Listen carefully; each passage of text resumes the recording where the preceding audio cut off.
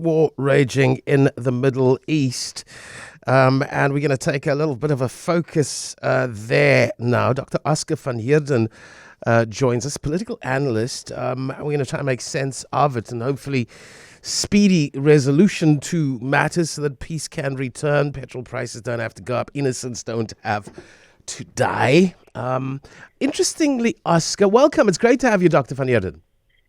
Good morning, Clarence, and good morning to your listeners. I just noticed that today in history, 1885, the Statue of Liberty arrived in New York Harbor, and of course, it just suggests so much for humanity. Does it not? I mean, essentially, it is about shared values of freedom, democracy, and that between France and United States, triumph over slavery, maybe a beacon of hope for all of humanity.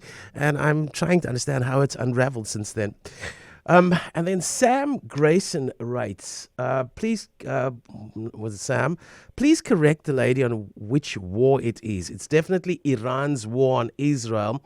She forgets that hubris, Hezbollah, and Hamas are all financed by Iran, so hence it becomes Iran's war. Whose war is it?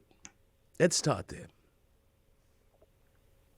Well, I think it's disingenuous to say this is Iran's war on Israel. Israel is the country that had an unprovoked attack on Iran. Iran was merely involved in its obligations negotiating with the United States around their nuclear program. They thought that they were going to meet the very next day to continue those negotiations and talks, and then suddenly there's a surprise attack in the dead of night from Israel. No warning, nothing, which then kills a number of the top brass of the Iranian military, people that were involved in the negotiations itself, and nuclear scientists, and then on some of the nuclear facilities and sites. And since then, a much wider war that is being waged. And of course, Iran had to respond because it has a right to self-defense. And that's where we are at.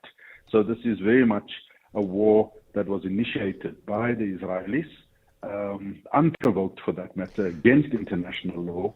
And we now see an Iran that is trying to defend itself. Okay, so the caller earlier insisted that it was Israel's war on Iran and you are concurring. No. I'm saying... yes, I'm concurring with that. Sorry. Now let's get into the nuts and bolts of stuff. Israel claims it wants to neutralize Iran's nuclear ambitions. In 2012, in front of the United Nations, Benjamin Netanyahu said Iran are months away from a nuclear bomb. In 2016, Benjamin Netanyahu at the United Nations said Iran are literally weeks away from developing a nuclear bomb. What's about the timing? Why now? This has been, Clarence, the ongoing malarkey that the Israeli government has been pushing for a number of years, using this excuse of Iran supposedly developing a nuclear weapon. I think the issue here is, regardless of the propaganda that might be spread from the Israeli government and from Netanyahu, who has been going on this song for a number of years, as you rightfully point out, what we should do is point the finger at the IAEA. This is the International Atomic Energy Agency, who has been in Iran, who has been in some of those nuclear sites, have had inspectors there, and it is really incumbent on them to have, they are the authority, and they are the ones that were supposed to have informed us as the wider world, whether indeed, one, Iran has got nefarious intentions with its nuclear program, because Iran claims it is for civilian purposes, and two, whether indeed they are wanting to enrich uranium to the level of weapons grade. That's the first thing. The second thing, where I think we must also point the finger at the IAEA, is that it's all good and well for the Director General to now, when there's an open conflict, to ask for restraint. But the truth of the matter is that there is some significant double standards and hypocrisy that is going around. He even said yesterday in a gathering that, as far as they are concerned, as the IAEA, Iran should not have a nuclear weapon. And yet the other belligerent party, Israel, is not a signatory to the Non-Proliferation Treaty, does not comply with the IAEA, and yet it does possess nuclear weapons. So, the hypocrisy that's going around is astounding, to say the least. Now, let's understand degrading or neutralizing Iran's nuclear ambitions. Of late, we're talking about regime change as well, and that suggests maybe a more protracted period of engagement to effect that particular outcome. What are the objectives in your mind?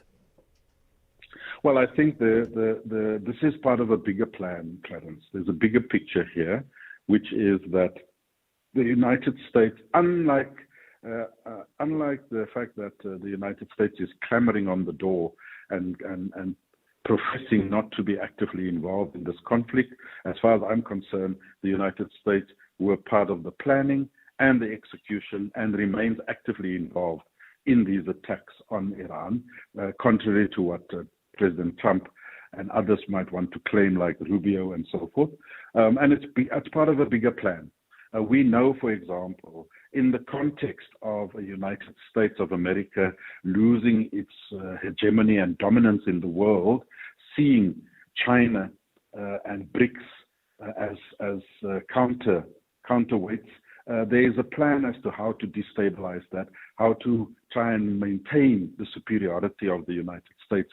And part of that plan, it started out, first and foremost, with wanting to weaken Russia by using Ukraine as a proxy to try and weaken the Russian state and hopefully hope for the collapse of the Putin administration. That has not happened 3 years on. In fact, NATO and the US is losing that war together with Ukraine. And then the next step is to move towards the next ally, which is Iran. And then, of course, now trying to cripple the regime in Iran. Hence, the strikes has now been much broader on the energy sector, on the civilian population, trying to whip up negative sentiments amongst the Iranian people against Khomeini, the supreme leader, and his administration. And then finally, of that bigger picture plan is the encirclement that has been happening over the last few years with China, preparing Taiwan as a proxy, bases in the Philippines and elsewhere. So it's part of a broader plan. And I think that the Americans want us not to look at it through that lens, but I think that's what's taking place in the Middle East. What is the end game if it's got nothing to do with nuclear capability or nuclear ambitions? What is the end game? We hear about remapping the Middle East. We hear that from Israel. Let's take right and wrong out of the equation. What is the end game? What will satisfy Israel? The end game is a dominant hegemon in the Middle East called Israel, a greater Israel that has incorporated lands that is beyond the 1967 borders. We see that they want to take Gaza back into mainland Israel. They want to increase the illegal settlement in the West Bank. They are now bombarding and fighting to keep certain parts of Syria, and so on and so forth. So it's about Arab countries in the Middle East living in fear and subjected to the hegemony of Israel, because Israel argues that is their survival. Is it a one-state solution, a Jewish state that it wants, and Palestinian people to be absorbed by the other Arab countries? Is that what the objective is? That is indeed what is referred to as Greater Israel. And fundamentally, what would your problem be with that objective? Well, the objective is that firstly, it's a colonial project. It is at the expense of the Palestinian people that are already living there, that has already gone through various phases of ethnic cleansing and of mass murdering and so forth. The only way to succeed in that ultimate objective is to get rid of the 2 million Gazans, the Palestinians in Gaza, and to, of course, come up with a strategy of continuously subjugating the remaining Palestinians, both in Israel and in the West Bank. In other words, a continuation of the apartheid state of Israel. And as we know, that kind of colonial project is simply not sustainable in the long run. Dr. Oscar van Heerden, political analyst, weighing in on the war in the Middle East, of course, between Israel and Iran at this particular moment in time.